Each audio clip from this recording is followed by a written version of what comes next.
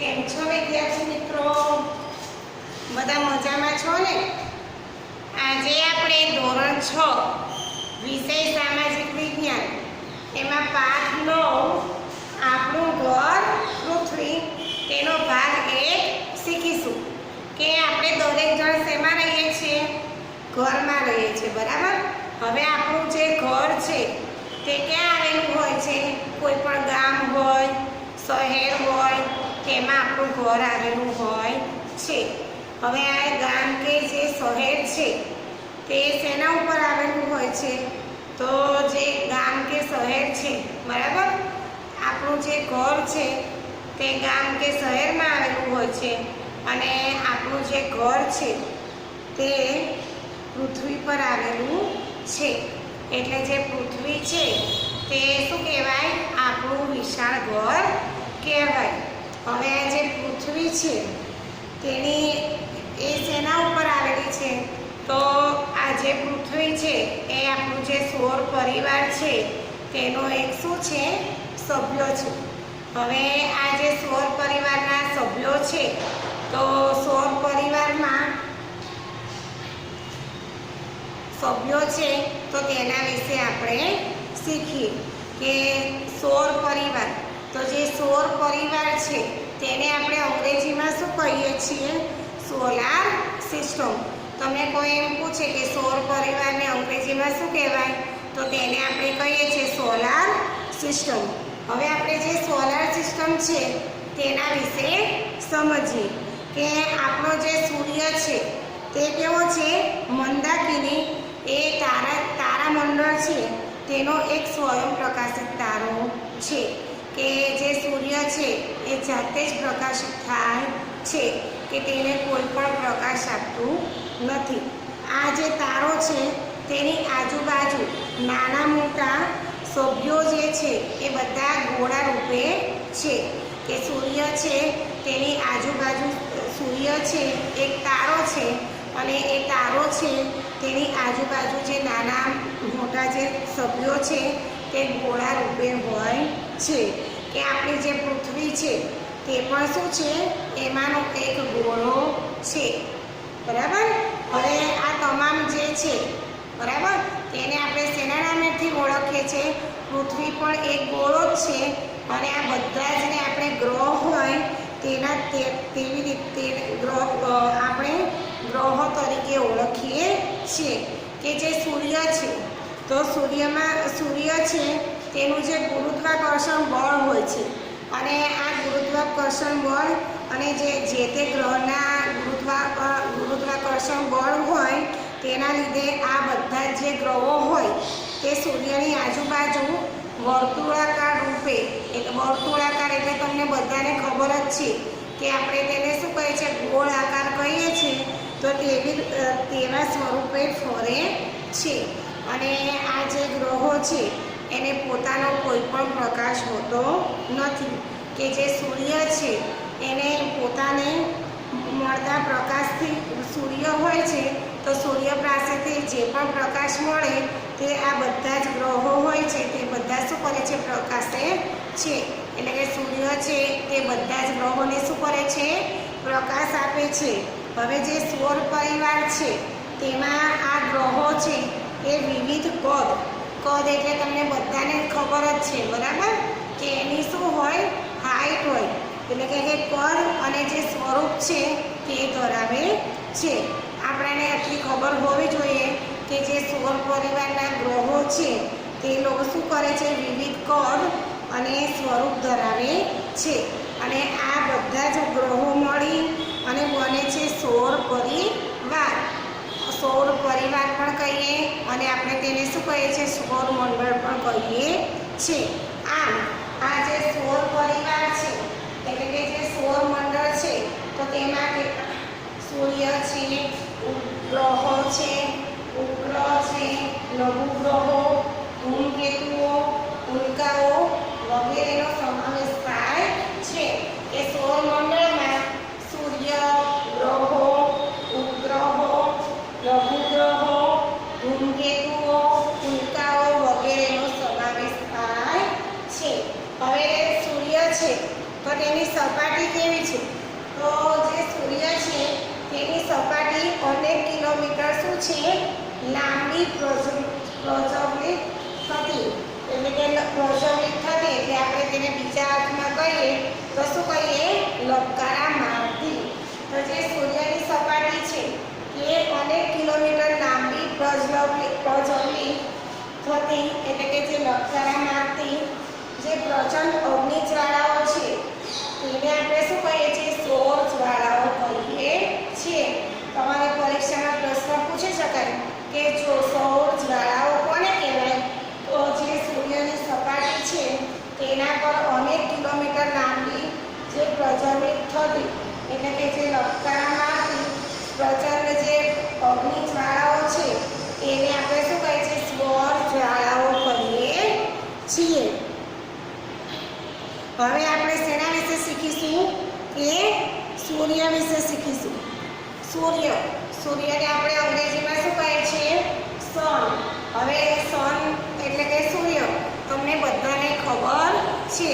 તો હવે આપણે સૂર્ય વિશે શીખીએ.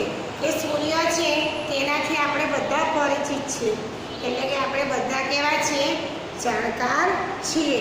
કે આપણા જે રોજબરોજના જે કાર્યો હોય છે તેની શરૂઆત ક્યાંથી થાય છે? સૂર્યોદયથી થાય છે. તે આપણને બધાને ખબર જ છે કે સવાર પડે એટલે સૂરજ ઉગે એટલે આપણે નાહી ધોઈ ભગવાનને શું કરીએ છીએ? પગે લાગીએ છીએ અને આપણા જે દિવસના જેટલા પણ કાર્ય હોય બરાબર કાર્ય તેની આપણે શરૂઆત કરીએ છીએ. હવે જે સૂર્ય છે તે કેવો તારો છે? તો સૂર્ય છે તે સમ્માનિત તારો છે. હવે તે પૃથ્વી છે પૃથ્વી પર જે જીવન છે તેનો શું ગણાય છે? દાતા ગણાય છે. આ ખાસ યાદ રાખજો કે સૂર્ય છે તેને આપણે પૃથ્વી પરના જીવનનો શું કરીએ છીએ? દાતા ગણાય છે. હવે જે સૂર્ય છે તે પૃથ્વી કરતાં કેટલો મોટો છે? તો જે સૂર્ય છે તે પૃથ્વી કરતાં લગભગ 13 લાખ ગણો મોટો છે. કે સૂર્ય છે તે પૃથ્વી કરતાં લગભગ 13 લાખ ગણો મોટો છે. અને જે સૂર્ય છે તેની ફરતે જો આપણે એક ચક્કર લગાવવું હોય તો આપણે 1000 કિલોમીટર હોય. તમને બધાને જ ખબર છે કે 1 કિલોમીટર બરાબર કેટલા થાય? 1000 મીટર બરાબર. તો જે સૂર્ય છે તેની ફરતે આપણે ચક્કર લગાવવું હોય 1000 કિલોમીટરની વેગથી એટલે કે ઝડપથી જે વિમાન ચાલે છે બરાબર, તેમાં આપણે બેસીએ તો 107 વર્ષ નીકળી જાય. સૂર્યની આજુબાજુમાં આપણે ચક્કરો લગાવવું હોય 1000 કિલોમીટરના એની ઝડપથી તો કેટલા વર્ષ વીતી જાય? 107 વર્ષ નીકળી જાય. હવે જે સૂર્ય છે તેના ઉપર શું છે? ગુરુત્વાકર્ષણ બળ છે. તો સૂર્યનું જે ગુરુત્વાકર્ષણ બળ છે તે પૃથ્વી કરતાં 28 ગણું વધારે છે. આપણને ગુરુત્વાકર્ષણ બળ પૂછે તો આપણે યાદ રાખવાનું કે સૂર્ય પર ગુરુત્વાકર્ષણ બળ જે છે તે પૃથ્વી કરતાં 28 ગણું વધારે છે. આથી જે પદાર્થ હોય તેનું વજન પૃથ્વી પર 1 કિલોગ્રામ થાય. પૃથ્વી પર જે તે પદાર્થનું વજન કેટલું થાય? 1 કિલોગ્રામ થાય. અને તેનું વજન છે તે સૂર્યની સપાટી પર આપણે ગણીએ તો 28 કિલોમીટર થાય. કે પૃથ્વી પર 1 કિલોમીટર તો જે સૂર્યની સપાટી છે તેના ઉપર 28 કિલોગ્રામ થાય. હવે આ જે ગુરુત્વાકર્ષણ બળ છે એટલે કે જે બળ એટલે આપણે શું કહીએ? શક્તિ કહીએ. તમે વિજ્ઞાનમાં ભણો જ છો બરાબર. હવે જે આ ગુરુત્વાકર્ષણ શક્તિ છે તેના લીધે જે ગ્રહો છે તે પોતાનો જે ચોક્કસ માર્ગ હોય એટલે કે જે રસ્તો હોય તેમાં રહેલા છે અને તેની આસપાસ ફરે છે. પણ જે પૃથ્વી છે એ તેનાથી કેટલી દૂર છે? 15 કરોડ કિલોમીટર દૂર છે. અને સૂર્યના જે પ્રકાશ છે તેને ધરતી ઉપર આપણે પહોંચાડીએ તો કેટલો સમય લાગે છે? તો જે સૂર્યના પ્રકાશ છે તેને ધરતી પર પહોંચતા 8:15 સમય લાગે છે. અને સૂર્ય છે, સૂર્યની સપાટી હંમેશા કેવી હોય છે? સ્થિર હોય છે. અને આપણે બધા હમણાં આપણે શીખ્યા કે સૌર જ્વાળાઓ કોને કહેવાય? તો સૂર્ય જે છે, તો સૂર્યની સપાટી હંમેશા અસ્થિર રહે છે. અને સૂર્યની સપાટી પર અનેક કિલોમીટર લાંબી પ્રજ્વલિત થતી જે નબકારા માર્ગી જે પ્રચંડ અગ્નિ જ્વાળાઓ છે તેને આપણે શું કહીએ છીએ? સૌર જ્વાળાઓ કહીએ છીએ. હવે જે સૂર્ય છે, બરાબર, આને આપણે સૌર જ્વાળાઓ તો કહીએ જ છીએ, પણ જે સૂર્ય છે તેની સપાટી કેવી છે? એકદમ ખૂબ ગરમ હોય છે. સૂર્યની સપાટી કેવી હોય છે? ગરમ હોય છે. અને જે સૂર્યની ઉર્જા હોય છે તે પૃથ્વી પર સૂર્યની જે ઉર્જા હોય છે, બરાબર, તેનાથી પૃથ્વી છે તેના ઉપર જે કોઈ પણ જીવસૃષ્ટિ રહેલી છે તે બધી જ વિકાસ પામે છે. તો તેથી આપણે સૂર્યને શું કહીએ છીએ? સજીવોના પાલક તરીકે કહીએ છીએ. આવું કારણ પણ પૂછાય અને પ્રશ્ન જ પૂછાય કે જે સૂર્ય છે એને સજીવોના પાલક તરીકે આપણે કેમ ઓળખીએ છીએ? તો આપણે લખી શકીએ કે જે સૂર્ય છે એના પર હાઇડ્રોજન અને હિલિયમ આ બંને શું છે? વાયુઓની પ્રક્રિયા થાય છે. ખાસ ધ્યાન રાખજો કે જે સૂર્ય છે તેમાં હાઇડ્રોજન અને હિલિયમ જે વાયુઓ છે તેની પ્રક્રિયા થાય છે. અને તેના લીધે જે સૂર્ય છે તે પ્રકાશ અને ગરમી શું થાય છે? ઉત્પન્ન કરે છે. હવે જે સૂર્ય છે તે આપણને, બરાબર, જે આપણને એટલે કે જીવસૃષ્ટિ કહેવાય આપણે, તો આપણને અને જે પૃથ્વી છે તેને શું આપે છે? પ્રકાશ અને ગરમી આપે છે. હવે આપણી જે પૃથ્વી છે તેના પરની જે સમગ્ર જીવસૃષ્ટિ છે તેનું જે જીવન, બરાબર, આખી જે જીવસૃષ્ટિ છે તેનું જીવન છે એનું જે અસ્તિત્વ રહેલું છે. અને સૂર્યની જે ઉર્જા શક્તિ છે એ તેના પર આધારિત છે. આથી જે સૂર્ય છે તેને આપણે સજીવોના પાલક તરીકે ઓળખવામાં આવે છે.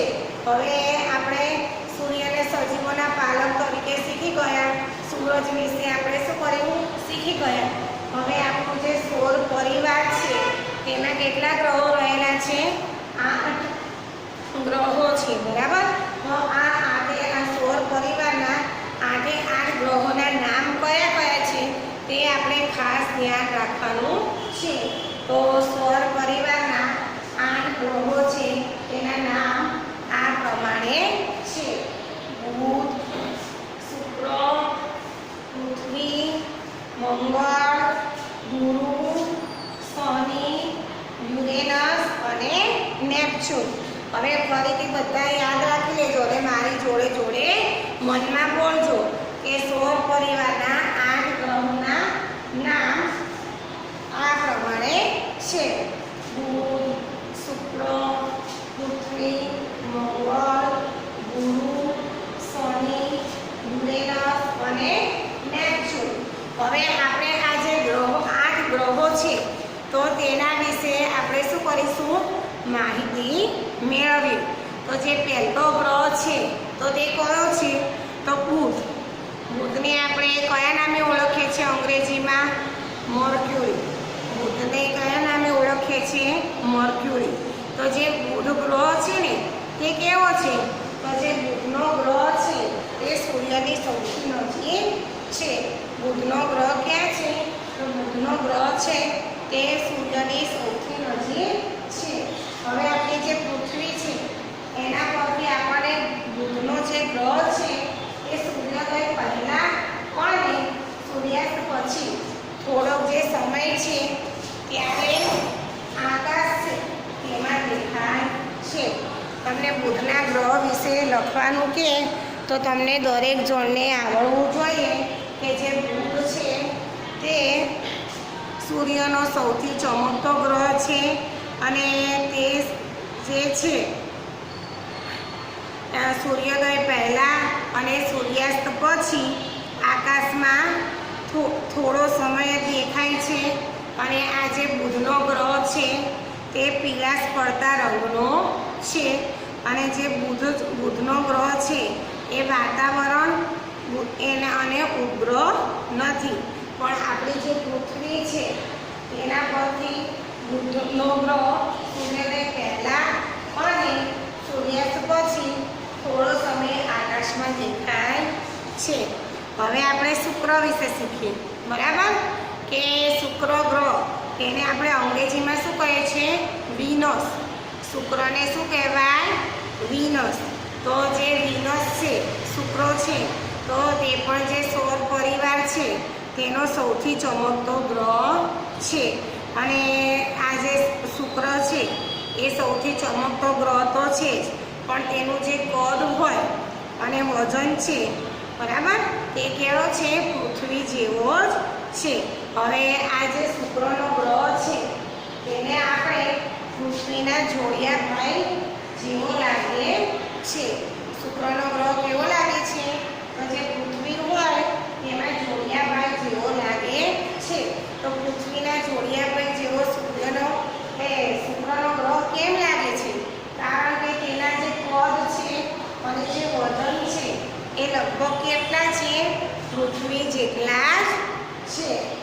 એટલે આપણે તેને શું કહીએ છીએ? પૃથ્વીનો જોડિયા ભાઈ કહીએ છીએ. પૃથ્વી. હવે આપણે શેના વિશે માહિતી મેળવીશું? પૃથ્વી. પૃથ્વીને આપણે અંગ્રેજીમાં શું કહીએ છીએ? અર્થ. બધાને સ્પેલિંગ આવડે જ છે. EARTH, અર્થ. અર્થ એટલે કે પૃથ્વી.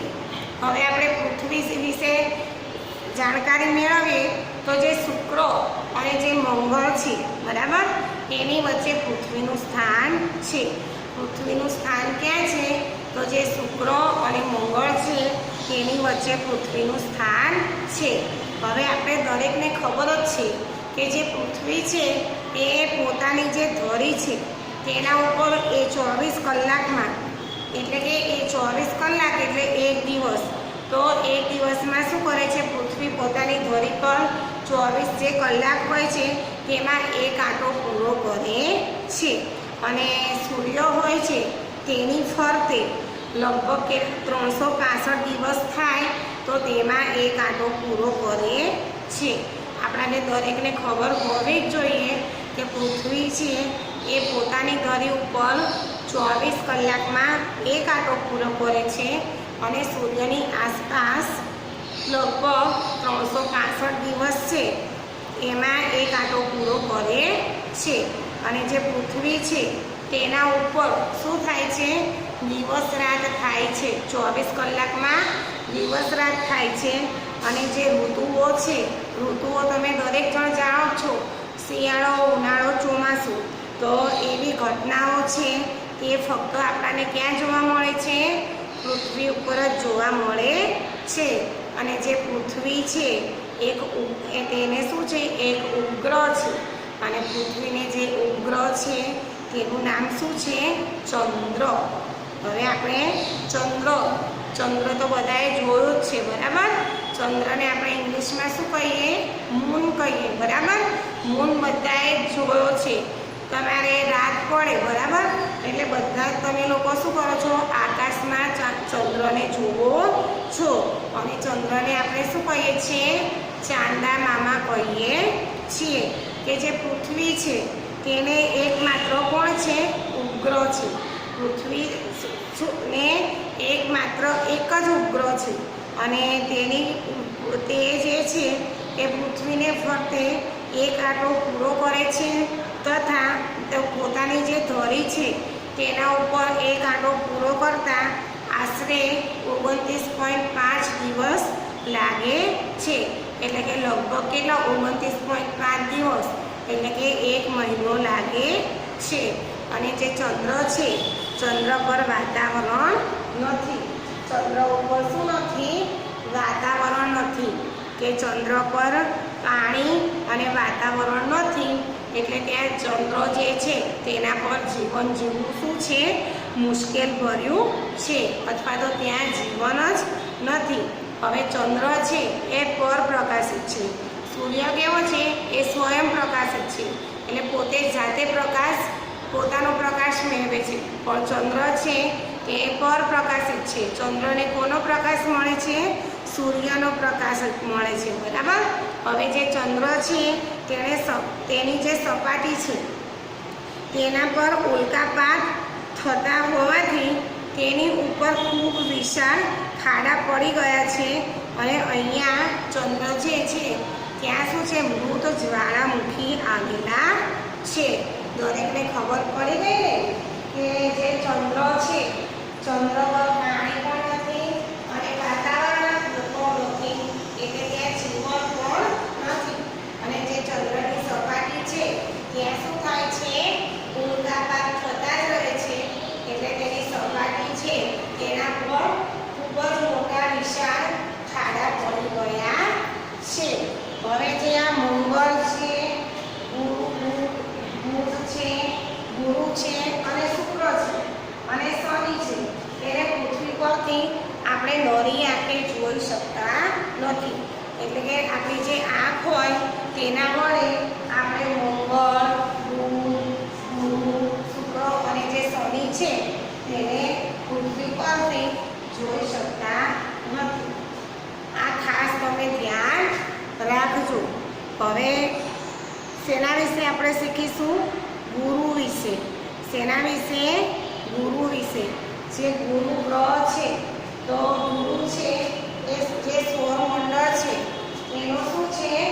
સૌથી મોટો ગ્રહ છે. આપણે જે ગુરુ ગ્રહ છે તેના વિશે સમજીએ તો જે ગુરુ છે એ ગ્રહ કેવો છે કે જે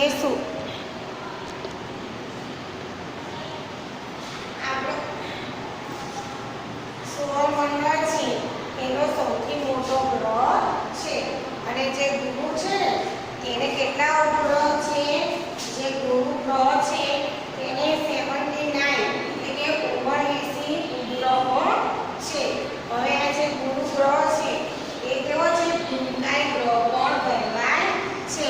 તમને આમાંથી પ્રશ્ન પૂછી શકે કે ગુરુને કેવો ગ્રહ તરીકે ઓળખી શકીએ?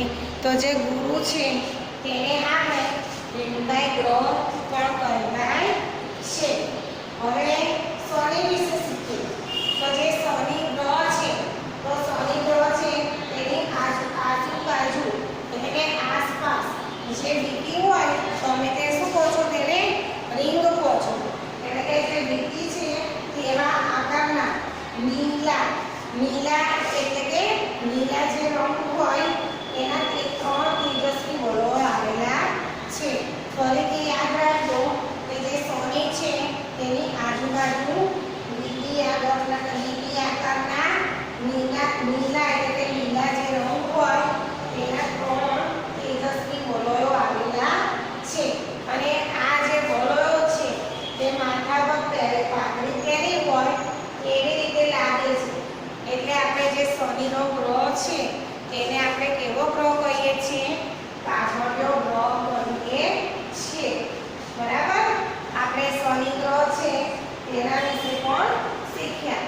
હવે શીખીએ મંગળ વિશે. કે જે મંગળ છે તો જે મંગળ કેવો ગ્રહ છે? તો જે મંગળ છે એ લાલ રંગનો ચમકતો ગ્રહ છે. અને તેને કેટલા ઉપગ્રહ છે? મંગળ જે ગ્રહ છે તેને 2 ઉપગ્રહો છે. તમને પૂછે કે મંગળ ગ્રહને કેટલા ઉપગ્રહ છે? તો આપણે જવાબમાં લખવાનું કે જે મંગળ ગ્રહ છે તેને 2 ઉપગ્રહ છે. હવે આપણે યુરેનસ વિશે શોધીએ તો જે યુરેનસ છે તો તેની શોધ ક્યારે થઈ એના વિશે શીખીએ. તો આપણે યુરેનસને યુરેનસ જ કહીએ છીએ. બરાબર. યુરેનસને અંગ્રેજીમાં યુરેનસ જ કહીએ છીએ. કે જે યુરેનસ છે તેની શોધ ઈસવીસન 1781માં વિલિયમ હર્શલ નામનો જે ખગોળશાસ્ત્રી છે તેને કરી હતી. આમાંથી પ્રશ્ન પૂછાય. બરાબર. કે યુરેનસની શોધ કોણે કરી હતી? તો આપણે જવાબ લખવાનું કે યુરેનસની જે શોધ છે એ ઈસવીસન 1781માં વિલિયમ હર્શલ નામનો જે ખગોળશાસ્ત્રી છે તેણે કરી હતી. હવે આપણે જે નેપચ્યુન છે તેના વિશે માહિતી લઈએ તો જે નેપચ્યુન ગ્રહ છે એવો છે લીલા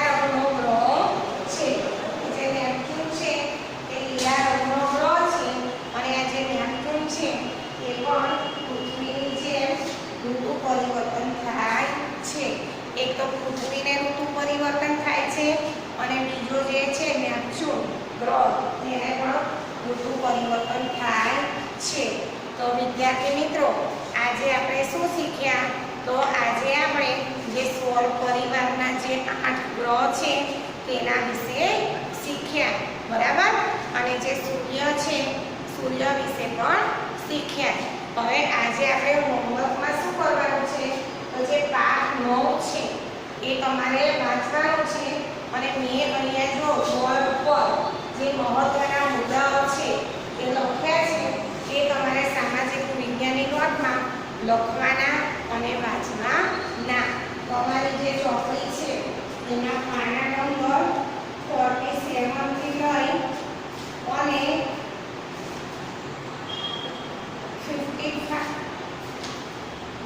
56 એટલે કે 47 થી લઈને 56 નંબરનું પેજ છે તે તમે એક એક